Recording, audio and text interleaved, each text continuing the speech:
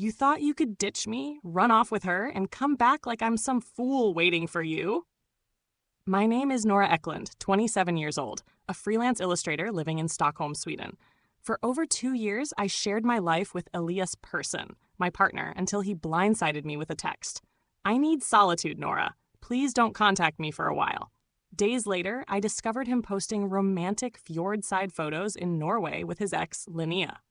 I honored his request, upgraded the security on my Södermalm apartment, and sold the bicycle he used, registered in my name. When he returned, his access code failed, and the bike rack outside was empty.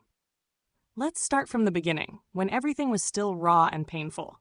I met Elias at a cozy Gamla Stan cafe during a midsummer festival 3 years ago. He, 26, with messy black hair and a charming smile, was playing guitar in an indie band.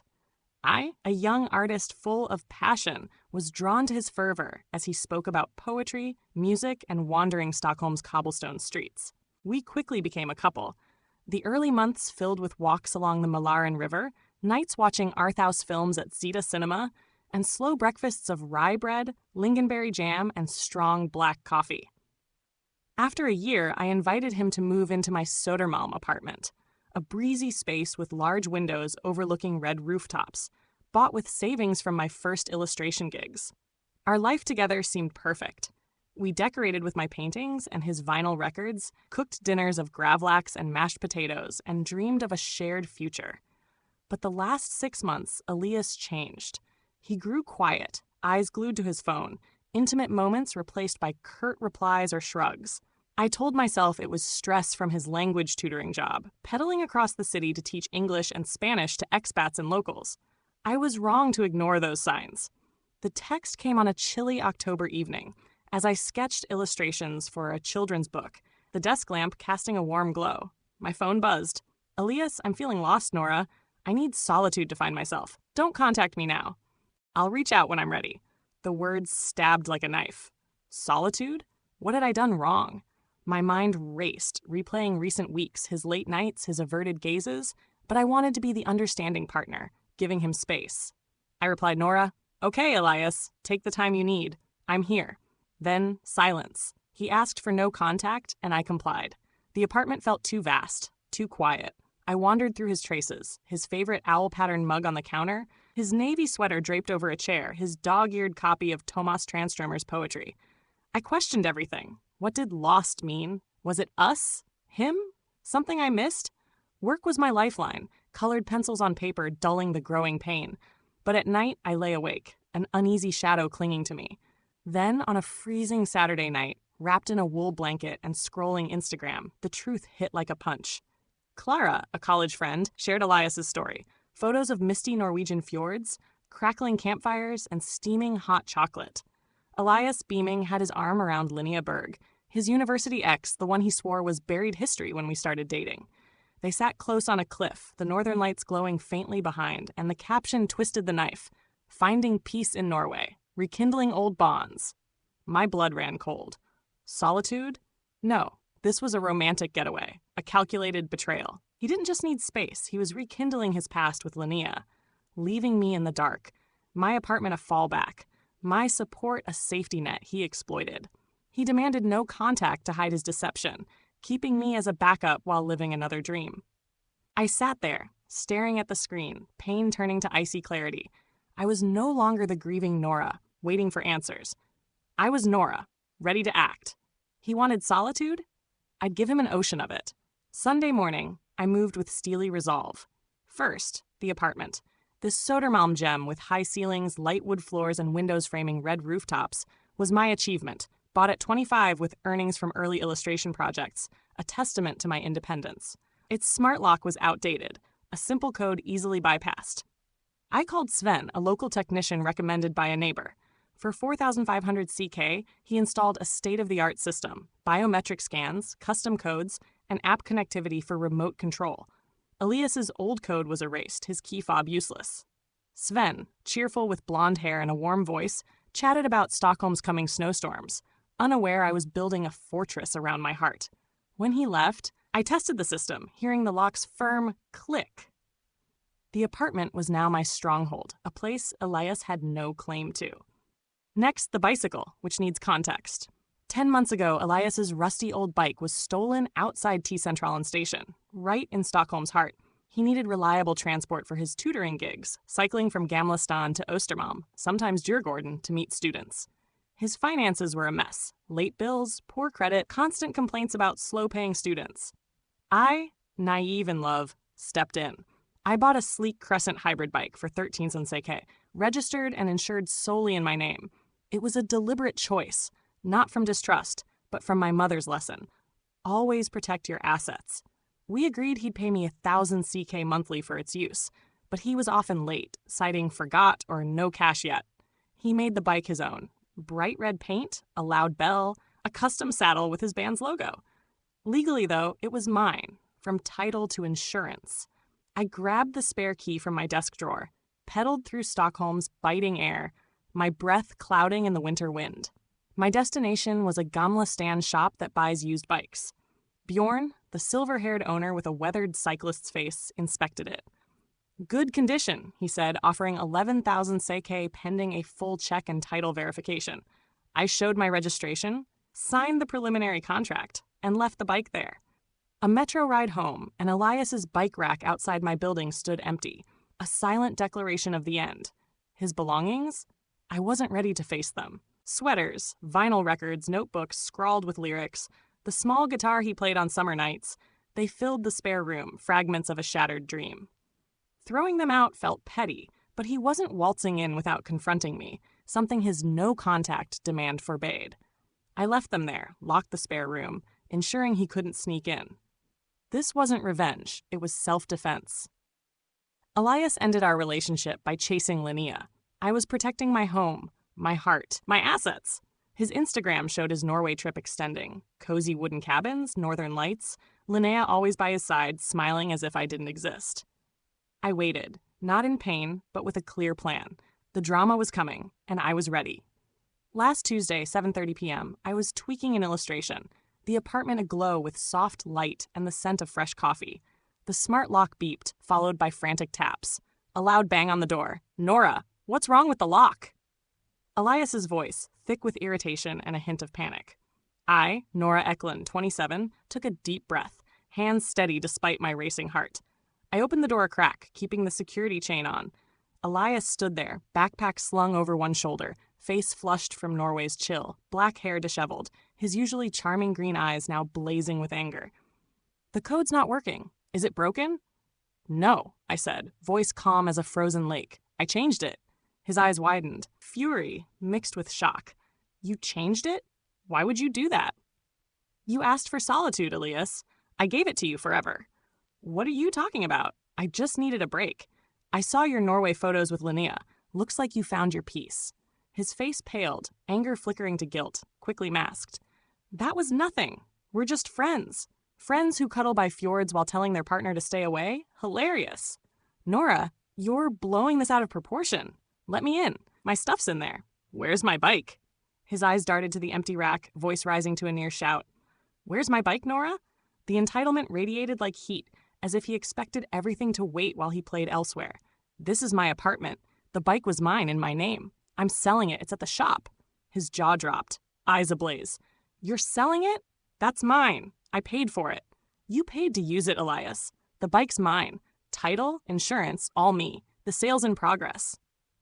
"This is theft. I'm calling the police." He fumbled for his phone, hands shaking.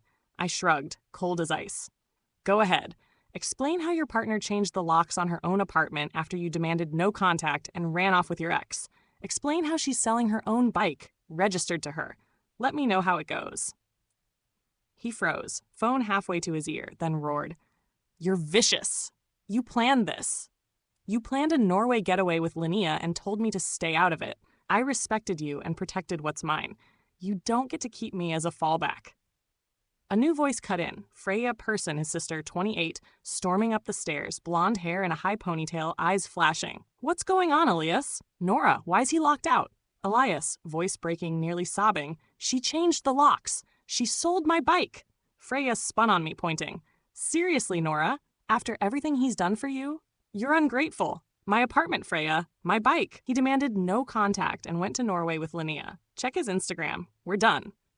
He needed space. You're punishing him for an innocent trip. Innocent? Cheating while telling me to shut up? No, Freya. He made his choice. Elias screamed, pounding the door. Let me in, Nora. My stuff. I need my stuff. Not tonight, I said, voice sharp. Text me a time to pick up. It'll be at the door. You're not coming in. You can't. I can. My apartment, my rules. Text me. Goodbye. I slammed the door, heart pounding, but a sharp relief surged through me. The confrontation was over for now. Outside, Elias yelled, banging the door a few more times, Freya trying to drag him away, her voice echoing, He'll pay for this, Elias. Calm down. After 20 minutes of chaos, they left, their heavy footsteps fading. That night, Freya texted from her number. Elias needs his stuff. 10 a.m. tomorrow. Don't pull any stunts, Nora. No courtesy, just a veiled threat. I replied, fine. I spent the evening packing. Sweaters, guitar strings, crumpled poetry books, the small painting he made me last year. Each item tore at a memory, but also cleansed a stain. I stacked the boxes by the door, locked the spare room, and checked the new security cameras. The act was like sweeping away a storm in my soul, preparing for the battle I knew would continue. The bike shop called Wednesday morning. Final offer, 10,800 CK, adjusted for a worn chain and a minor scratch. Thursday, I went to Gamla signed the title transfer, took the payment, and deposited it. It was the end of a painful chapter, but also a quiet victory. I'd reclaimed control. Pickup day, 10 a.m., right on time. Not Elias. Freya arrived with their father, Lars Persson, 60, a retired teacher with a stern demeanor and a voice like thunder.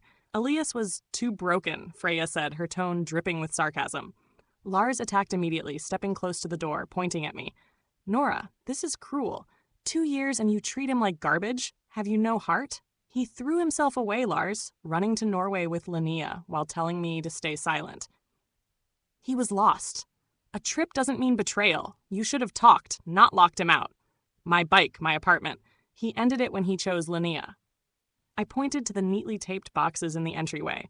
His stuff's here. Take it. That's all you get. Freyja growled, stepping forward as if to push me. We need to check inside. You might be keeping his things. You're not trustworthy. No, I said, blocking the door. I packed everything. Take it or leave it. Don't try stepping in. Lars clenched his fists, voice shaking. You're cold. He loved you, and you destroyed him. He loved my stability, not me. His Norway photos prove it. Take the stuff and go. They grumbled, Freya muttering about selfish brat. Lars shaking his head, calling me an ungrateful child. They hauled the boxes in 4 trips, Lars's voice booming down the hall about my heartlessness. Freya deliberately dropping a box, scattering a few items. I stood firm, eyes hard, until they were gone. After they left, I checked the cameras. Freya had tried scribbling something on the outer wall, but stopped when she saw me watching. The drama exploded afterward. Elias texted from a new number, alternating between pleas, I messed up, Nora, I love you, please give me a chance, and threats. You owe me 15,000 CK for the bike, I'll sue you. I ignored the begging, replying once. The bike was mine, Elias. Title, insurance, all me. Your payments were for use, like rent. Stop contacting me, or I'll report you to the police. I blocked that number, along with Freya's and Lars's across all platforms. But the drama didn't stop. The fallout spread fast. Mutual friends like Victor, a college buddy, messaged with accusations. Selling his bike? Kicking him out? Harsh, Nora. I explained to a few I trusted. Elias's text, the Norway trip, the bike's legal status. Some, like Saga, my illustrator colleague, understood. Others, like Clara, bought Elias's victim narrative. Then my landlord, Ingrid, a no-nonsense woman, called. An anonymous complaint about disturbances at my apartment. Shouting, arguments, suspicious behavior. I explained. My ex, not on the lease, moved out after a breakup. A brief argument outside when he found the locks changed, per his no-contact request. His family took his stuff. No issues since. I sent Ingrid clips from the new security cameras, showing Elias pounding the door and Freya causing a scene. Ingrid noted it, saying it wouldn't escalate without further evidence, but advised caution. I knew Elias or Freya was behind it, a petty jab to unsettle me. The drama escalated when an email from a colleague alerted me to Elias posting on a local artists forum, smearing me as a vindictive woman who stole his bike and threw him out, ruining his music career. He told half-truths, omitting Norway and Linnea, even claiming I kept his valuable belongings out of spite. The post drew dozens of comments, some from strangers, calling me selfish and toxic. I ignored it, but then a stranger appeared outside my building, snapping photos of my windows and trying the gate. The security cameras caught him, a guy in a baseball cap, clearly hired. I reported it to the police, providing video, photos, and Elias's forum post. They logged it, said they'd investigate, and suggested adding motion sensor lights outside. Linnea messaged me on Instagram, likely to explain or blame.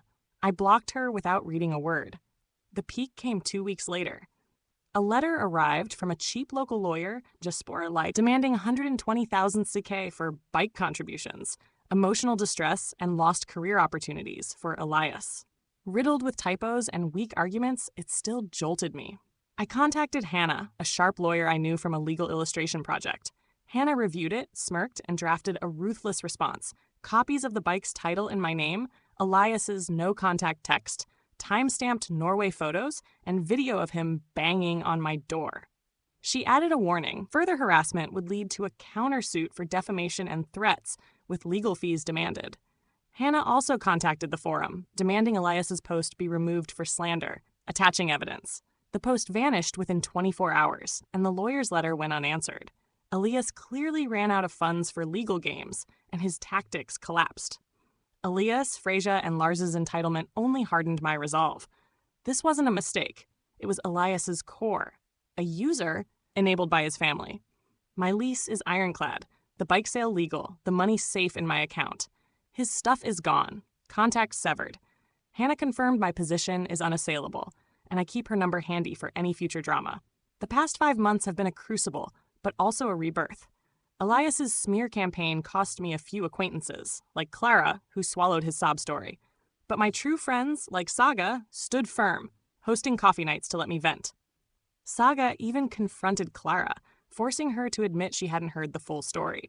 Elias kept stirring trouble, sending anonymous emails to a few of my clients accusing me of unprofessionalism.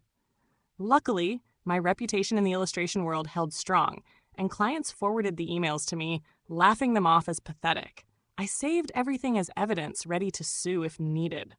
Word via Saga from a mutual acquaintance says Elias crashed with Freyja in Vasastan, but quickly drove her mad by treating her like an ATM, doing nothing but whining. Freyja, exhausted, kicked him out after 2 months, their fight so loud neighbors called the police. Linnea?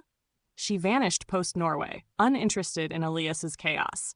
He's now in Uppsala with his parents, working part-time at a cafe, still posting online about his ruined life and betrayers. No accountability, just deepening entitlement. I heard he tried reconnecting with his old bandmates, but they refused, unwilling to touch his drama. The silence is golden. My apartment is alive again. Blonde wood shelves, handcrafted ceramic vases, fairy lights glowing against Stockholm's long winters. I cook again. From dill-cured gravlax to creamy mushroom soup, reclaiming the kitchen we once shared. I swapped the curtains, painted the walls a soft cream, and hung new artwork, mine, erasing Elias's traces. But the real transformation is within. His betrayal forced me to face my blind spots. I was too trusting, ignoring his evasiveness, his reliance on my stability. I mistook dependency for love, and I paid for it. The pain was a brutal teacher, but it woke me, showing me my own worth. I started therapy with Malin, a warm counselor with a gentle smile, helping me unravel why I let myself be a safety net. It's tough, peeling back layers of self-doubt, but liberating. I realized I'd lived for others too long. First my family, then Elias, neglecting my dreams. I took up photography, joining a weekly Gamla Stan course, capturing winter's fleeting light. Ice on the harbor, frost on cobblestones, like reclaiming pieces of Nora.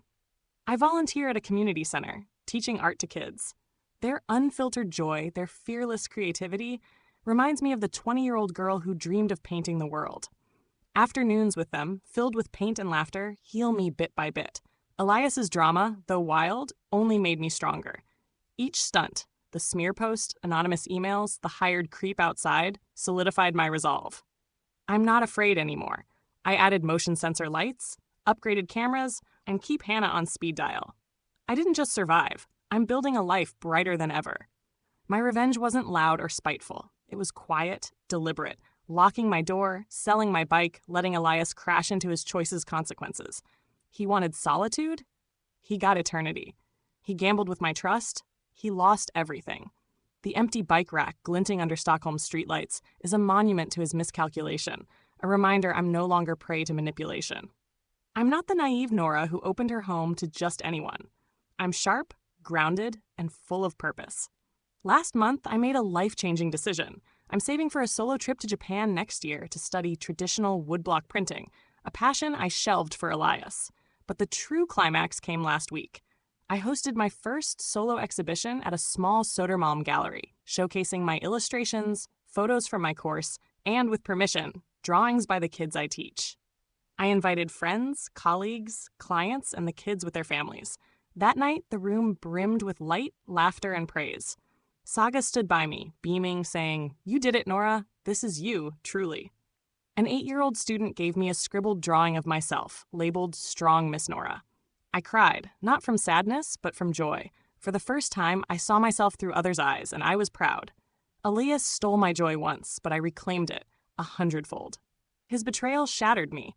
But from the ashes, I built a new Nora, resilient, radiant, and never letting anyone dim her light again. I didn't just survive. I'm thriving, truly, and nothing is more satisfying than knowing that while Elias drowns in his self-made drama, I'm soaring, free, and unstoppable.